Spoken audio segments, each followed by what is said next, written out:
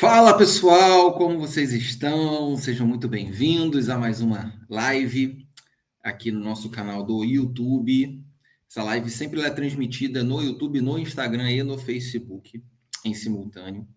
E é uma alegria estar aqui com vocês. Já estamos aí caminhando para o fim do ano, né? 2025 voou, né? Foi um ano cheio de desafios aí, cheio de mudanças, né? E lógico, nem sempre essas mudanças são mudanças positivas, né? E a gente já está aí naquele clima de retrospectiva, né? Olhando para o que aconteceu nesse ano, pontos positivos, pontos negativos, muita coisa mesmo, muita proposta foi apresentada pelos governos, né? E aqui eu incluo principalmente Portugal, Itália, Espanha, naturalmente o governo americano trouxe muitas propostas também, né, de mudanças, de sugestões em relação à imigração, muitas arbitrariedades também, muitos abusos, muitos absurdos. Então, quando a gente fala sobre esse tema, que é um tema muito sensível, porque lida com as pessoas, né, com a vida humana, com as perspectivas, com segurança, com a vida das pessoas, sempre tem que ter muito cuidado para falar, né? Esse é um assunto que não dá para ter paixões políticas, não dá para ser tratado pelo fígado, né? Com ódio, com raiva.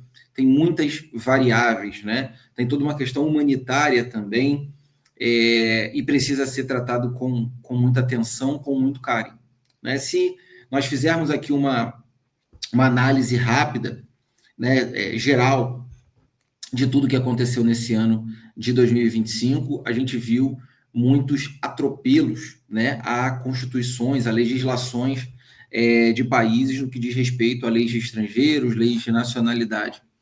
E isso nos acende um alerta muito perigoso, porque esses direitos fundamentais, direitos concedidos e, digamos assim, com muita robustez jurídica, ou seja, com muita relevância e com muitas garantias, ou seja, com várias pessoas tendo ao longo dos anos, ao longo do tempo, recebido essa garantia, essa segurança na legislação para, por exemplo, concessão de nacionalidade, para autorizações de residência, e simplesmente isso ser atropelado, muitas das vezes, na calada da noite, né, nas vésperas de recessos, tudo isso é muito perigoso, né? Quando se trata de democracia, que é o regime, né, que temos na maioria dos países da Europa Ocidental, é perigoso a gente ver o caminho que 2025 abriu, a porta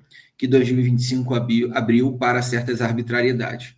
É preocupante, né? Nós tivemos recentemente uma onda mais à direita, né? Mais centro-direita ou mais à direita, nos países, principalmente pós a reeleição do Trump, né?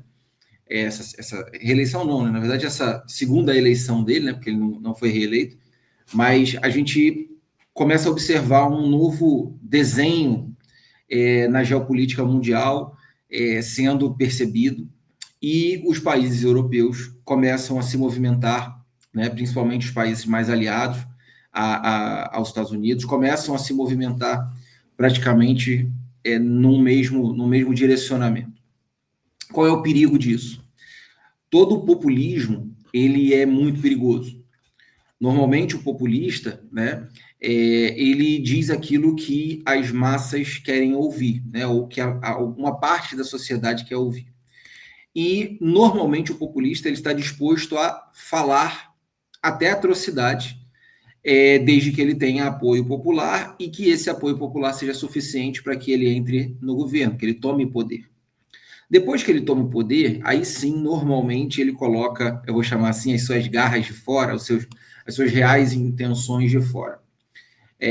Eu posso dizer isso com tranquilidade, porque somos, né, brasileiros aqui e estamos acostumados com o populismo, e eu não digo Lula-Bolsonaro, eu digo décadas e décadas de populismo no Brasil, e além disso na própria América Latina, que é o berço talvez disso. Acho que não, acho que é mais anterior ainda, nas grandes revoluções, talvez russas, própria Alemanha, todos eles, a Itália, todos eles tinham uma carga de populismo muito forte. Então, acho que desde que o mundo é mundo existe populismo, né? vamos ser sinceros, né? Então, a gente for pensar lá nos circos romanos, né? Aquilo tudo era populismo lá, o pão e circo. Então, isso aí é uma forma de chegar ao poder histórica, né? E extremamente perigosa. Então, o que acaba acontecendo? Quando nós observamos o governo ou os governos se movimentando dessa maneira, nós tivemos, né, uma onda mais à direita na Europa. E a Europa, bem como os Estados Unidos, estabeleceram um inimigo em comum, né? E esse inimigo em comum era o imigrante. O imigrante, ele... Vamos falar um pouquinho sobre isso. Existem vários tipos de imigrantes, certo? Existe o imigrante que ele, digamos, ele é alguém que é refugiado. Por exemplo, tivemos guerras recentemente, né, na região da Palestina, na Ucrânia, em várias regiões. O mundo vive em guerras, né? E normalmente você tem esses países que tem pessoas que saem desses países devido à questão da guerra. Então, existe um imigrante que é o refugiado. Essa pessoa às vezes nem documento tem, ela sai desesperada, né, para sobreviver. Esse é um público que normalmente faz parte dos imigrantes. Existem outros grupos que são pessoas que saem dos seus países, muitas das vezes sem qualquer condição, sem qualquer documentação, sem qualquer instrução, e tentam se adaptar num outro país. E isso, historicamente, sempre aconteceu, né? Se você olhar, por exemplo, quase que diariamente aparecem aqueles barcos vindos da África, tentando entrar na Espanha, pelo sul da Espanha, e assim sucessivamente. Isso, historicamente, também é muito comum, né? Isso é muito comum, da mesma forma acontecia de Cuba para os Estados Unidos, né? Então, você tem esse outro tipo de imigrante, aquele imigrante no desespero também, que tenta entrar desesperadamente. Só que nós temos também um outro tipo de imigrante, que é o imigrante que muitas vezes entra também sem documentação adequada, só que ele entra com uma intenção de chegar para trabalhar, para se adaptar, para fazer uma nova vida no país. Esse imigrante, ele também erra, porque, naturalmente, entenda, os dois primeiros aqui têm uma questão muito de desespero. Mas esse terceiro que eu estou falando agora, ele lhe falta informação, muitas vezes, para poder fazer o procedimento adequado, para se adequar a um visto específico para poder entrar no país. E existem outros que buscam o caminho, o procedimento adequado, que é através de um visto, através de uma cidadania, e essa pessoa, ela entra ali no país, né, se regulariza e entra ali pela porta da frente, né, com dignidade para poder viver no país. Qual é o problema? Quando eu digo assim, o problema do país é o imigrante, que tipo de imigrante que eu estou falando que é o problema? Concorda que é muito generalista? Porque você tem vários tipos de imigrantes.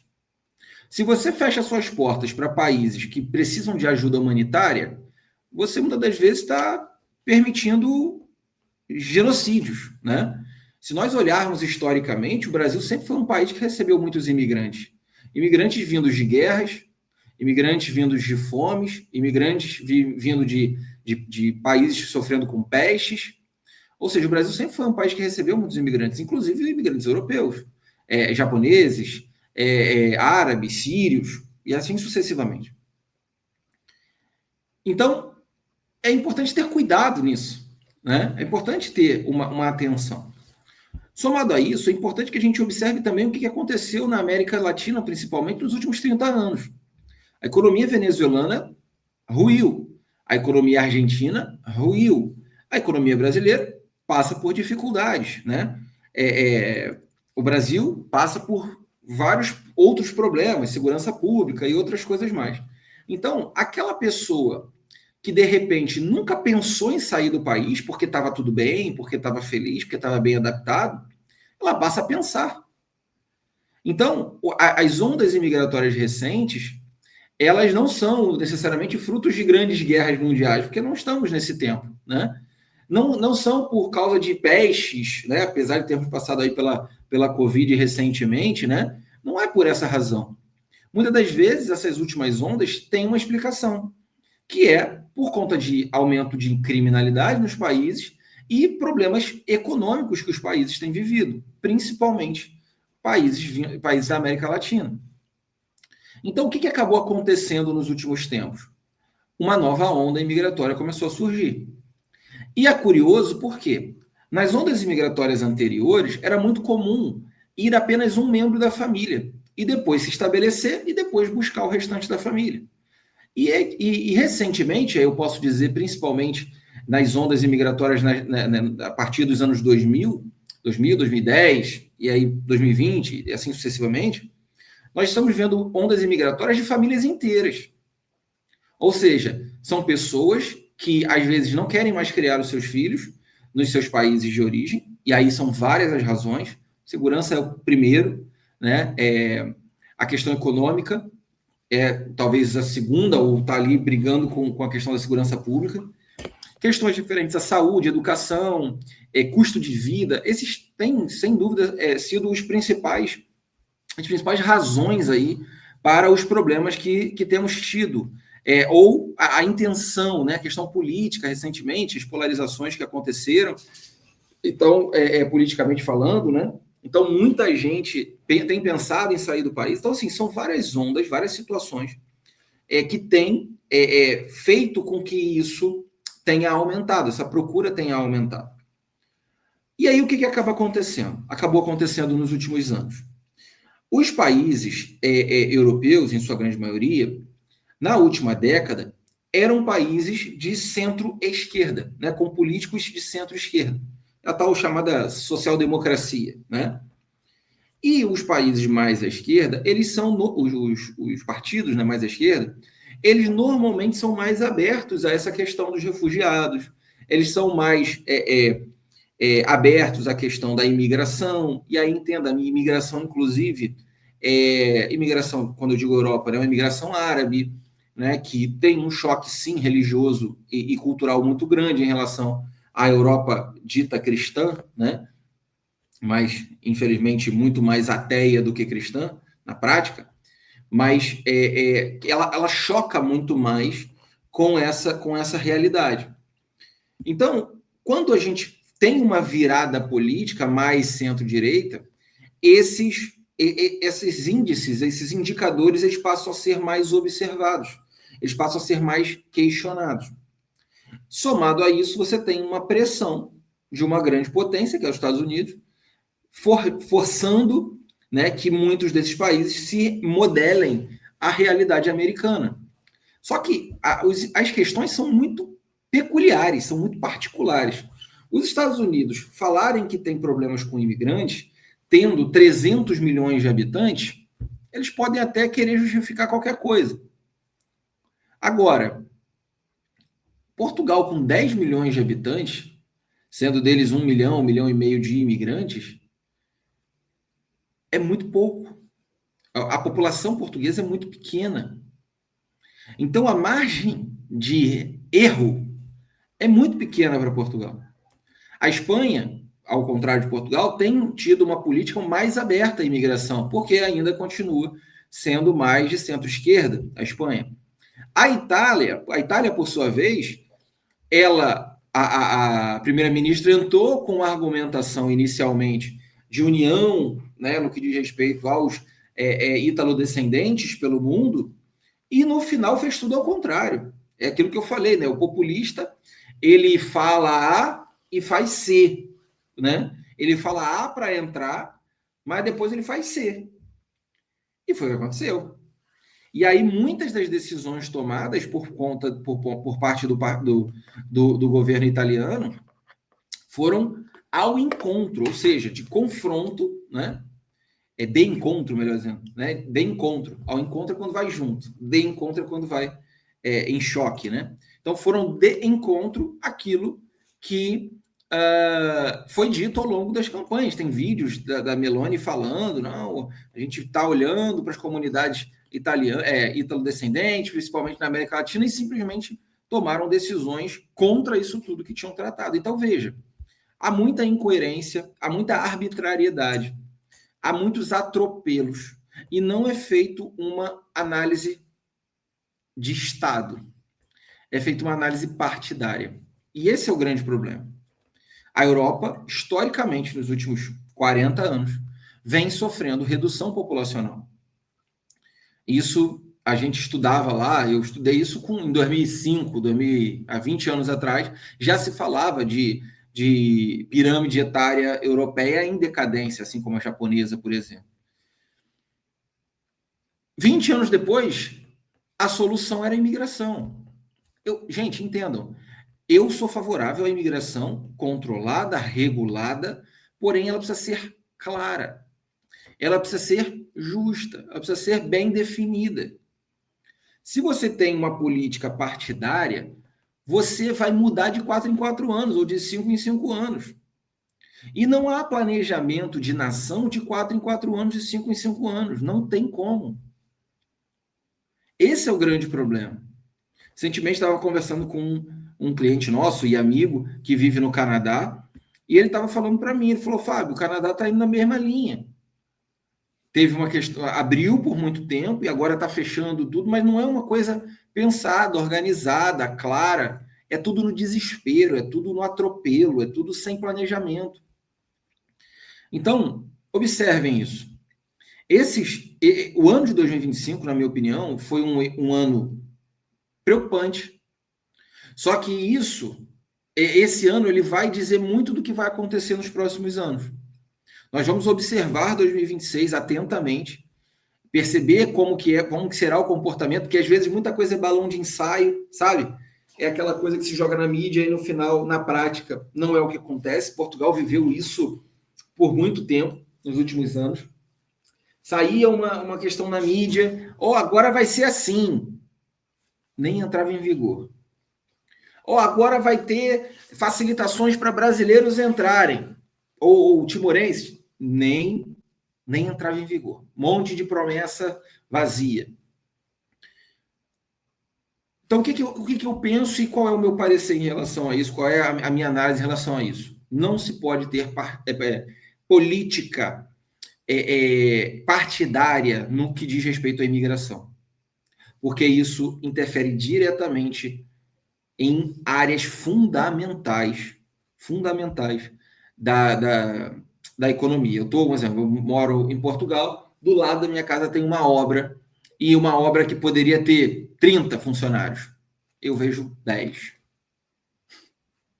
Será que tem mão de obra sobrando? Eu estou falando de uma obra, uma construção de grande porte. Será que tem?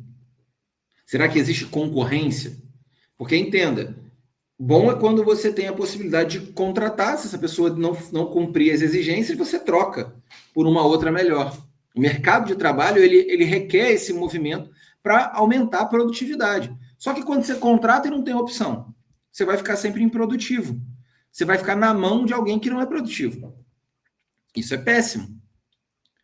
Então, quando você ataca a chegada de nova mão de obra, quando você ataca a segurança das pessoas, no que diz respeito à segurança jurídica, porque a segurança jurídica é a lei de hoje, ela tem que valer amanhã também.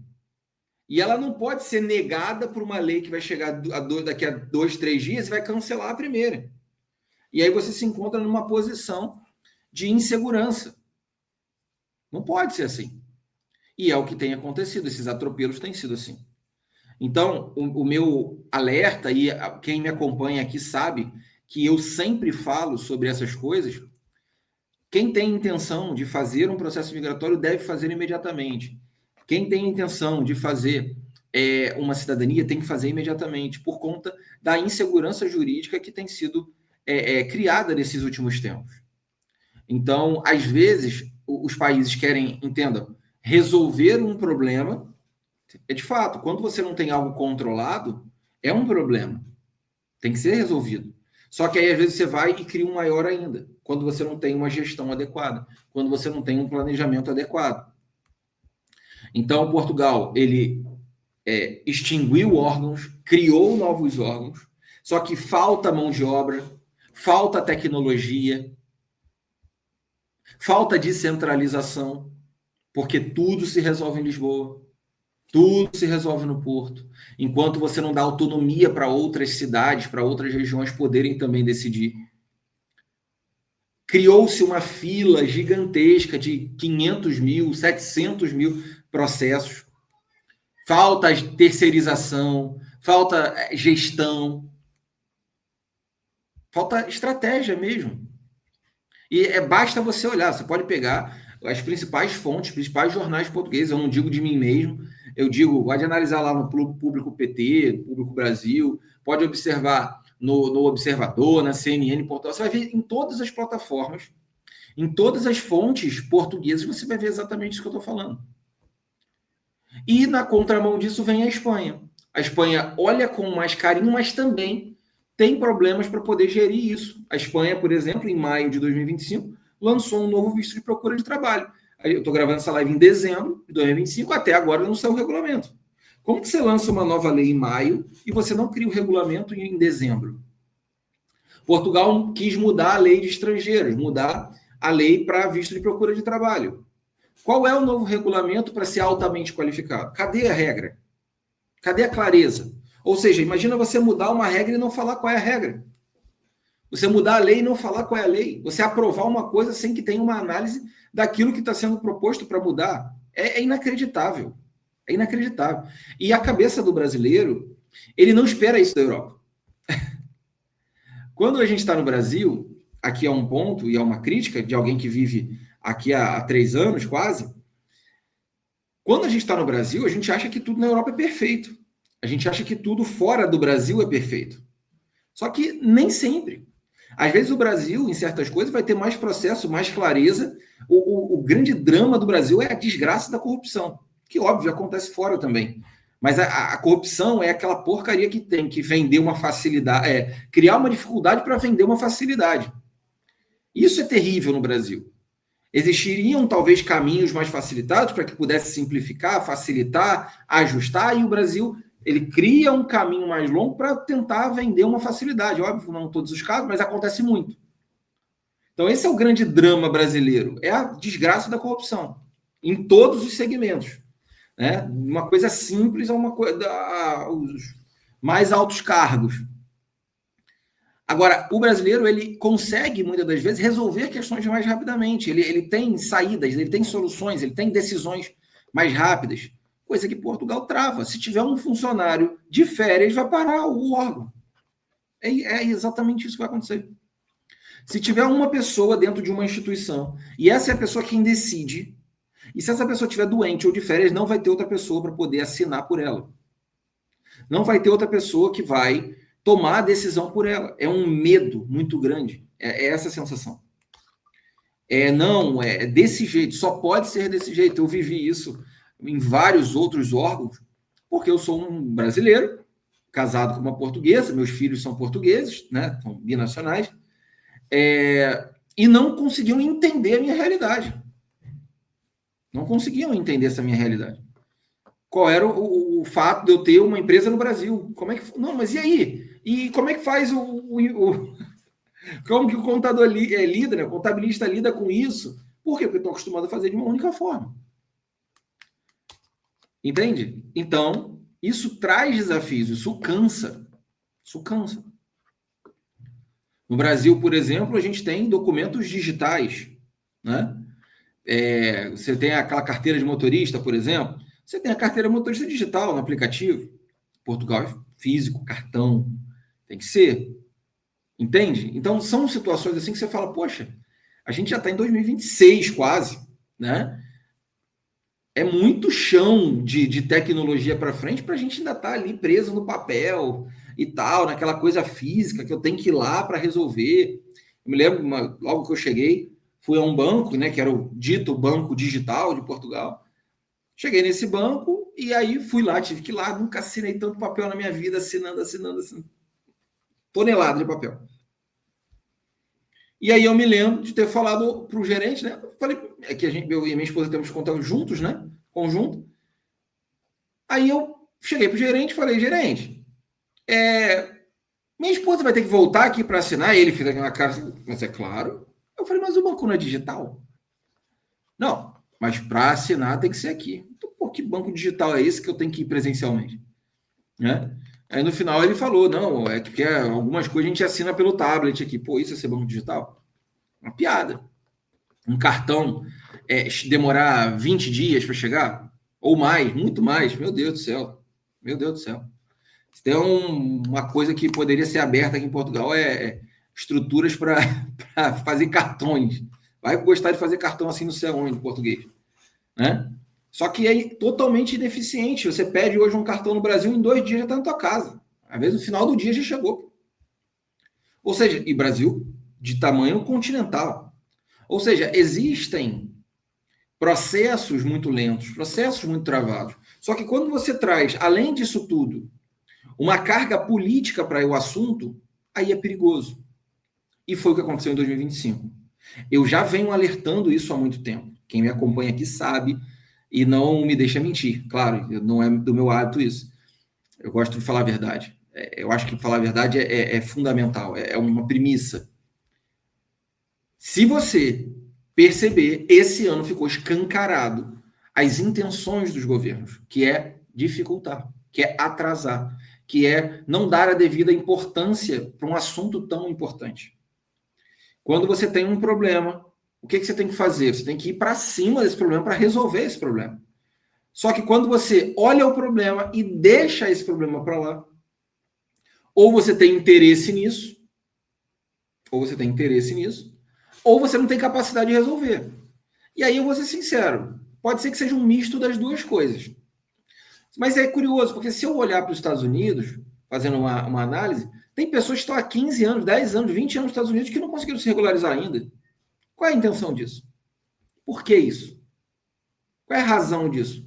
Tem uma intenção. O país que consegue fazer megas estruturas, mega eventos e não sei o quê, e produções de armas, de não sei o quê, de tecnologia em massa, não resolver os problemas dos imigrantes, é óbvio que há um interesse por trás.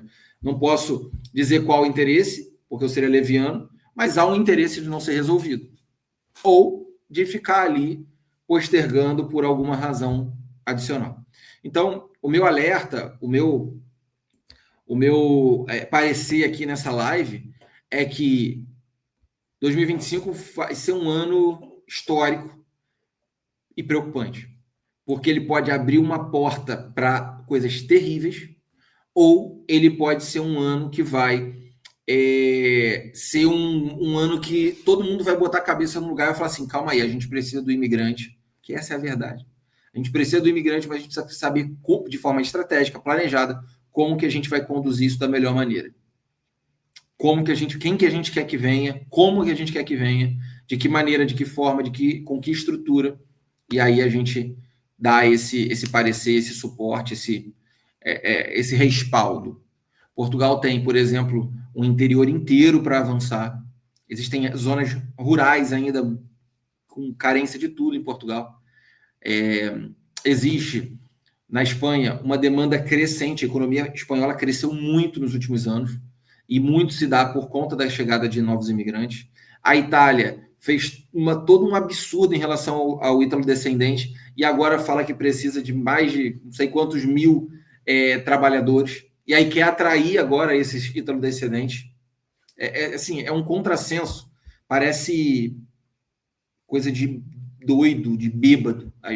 A decisão A, ela vai contra a decisão B, que depois vai ter uma C que vai concordar com a A e que vai anular a B. Infelizmente, esse é o ambiente que tem se instaurado na Europa, nos políticos europeus, e isso deixa a gente bem preocupado. A crise demográfica, ela não vai mudar. Não vão nascer mais portugueses esse ano, ou espanhóis ou italianos. Eles continuam diminuindo o número de nascimentos. Os números de mortes, devido à população ser idosa, continuam crescendo. Né? Endurecimentos de fronteiras, esse avanço dos partidos mais conservadores e com essa fala anti-imigração, tudo isso são alertas que precisam ser analisados com cuidado. Não adianta você criar um monte de barreira e você ter um problema que você tem que resolver hoje, que é o teu empresário não tem mão de obra. Ele quer abrir uma segunda empresa no país e ele não vai abrir porque ele não tem mão de obra. Ele quer fazer uma grande construção, uma grande obra, um grande empreendimento e ele não vai ter para quem vender. Você entende como que isso é grave? Então, a questão da imigração ela é muito séria. Ela tem muito uma questão econômica. Tem, sim, uma questão de saúde pública. Ao invés de construir mais hospitais, eles falam, não cabe mais, então não pode ter mais gente. Constrói mais hospital. Está chegando mais gente? Está nascendo mais gente? Constrói mais hospital. Constrói mais escolas. Constrói mais creches. É simples. É simples. Desenvolve mais o país. Alarga mais as estradas. Isso é desenvolvimento. Não é querer ter uma estrada do Império Romano e achar que em 2025 aquela estrada vai resolver. Uma estrada que foi feita para passar cavalo e achar que agora vai passar caminhão. É óbvio isso. Só que, em nome de não sei o que, não se cresce, não se evolui, não se aceita o novo. Aquela cabeça de que a Europa é o velho continente, parece que é isso que eles querem para o resto da vida. Parece que a cabeça é essa. Vamos ser velhos para sempre. Enquanto isso, tem nações construindo países inteiros dentro do deserto, a Europa fica com as suas estruturas antigas, sua mentalidade ultrapassada. Eu amo a Europa, eu amo Portugal, eu amo os portugueses, mas estamos em 2026, nem 2025. Alguma coisa tem que mudar. A mentalidade precisa mudar. O novo precisa entrar. Precisa. O mundo precisa de novidade. E a mentalidade precisa ser oxigenada. Precisa ser oxigenada. Quem não é imigrante, conhece um imigrante, tem um amigo ou um familiar que foi imigrante. Então, por que não tratar? E aí, a Bíblia, como sempre, atual e perfeita, ela vai dizer que maldito é aquele que perverte o direito do estrangeiro, né? Aquele que tira, que oprime o estrangeiro, o órfão e a viúva, né? A Bíblia vai chamar de maldito, né? Então, é algo que precisa ser lembrado, é algo que precisa ser trazido à tona novamente, porque é vergonhoso o que tem sido feito, é vergonhoso o que algumas decisões têm sido, algumas decisões têm sido tomadas, é vergonhoso, é vergonhoso. E 2025 acende esse alerta. Muita coisa positiva, muita coisa negativa, e estaremos atentos, em alerta para 2026. Vamos ver como serão essas decisões, como que as decisões dos Estados Unidos vão ser direcionadas e como que a Europa vai permanecer em relação a isso. Em janeiro de 2026, teremos eleições para presidente em Portugal. Uma pessoa extremamente equilibrada, o presidente Marcelo Rebelo de Sousa. Ele não pode mais se reeleger, ele já teve 2 mandatos. Portugal são 5 anos, ele já teve o segundo, então encerra em janeiro agora de 2026. Vamos ver quem vai entrar e como que esse presidente vai conduzir essa questão da imigração. É muito importante estar alerta e atento em relação a isso. Perfeito, pessoal. Foi um prazer estar aqui com você. Hoje uma live mais explicativa, mais uma retrospectiva de tudo que está acontecendo. A gente segue por aqui. Qualquer dúvida, qualquer tempo, fala com a nossa equipe. A gente está à tua disposição para sanar suas dúvidas e não deixe de começar o seu processo. Eu não estou aqui para te desestimular. Eu estou aqui para te alertar. Se esse é o seu sonho, busque assessoria, busque suporte, faça corretamente e vai dar tudo certo. Você vai conseguir realizar o teu projeto da melhor maneira possível. Perfeito? Um grande abraço e até a próxima. Tchau, pessoal.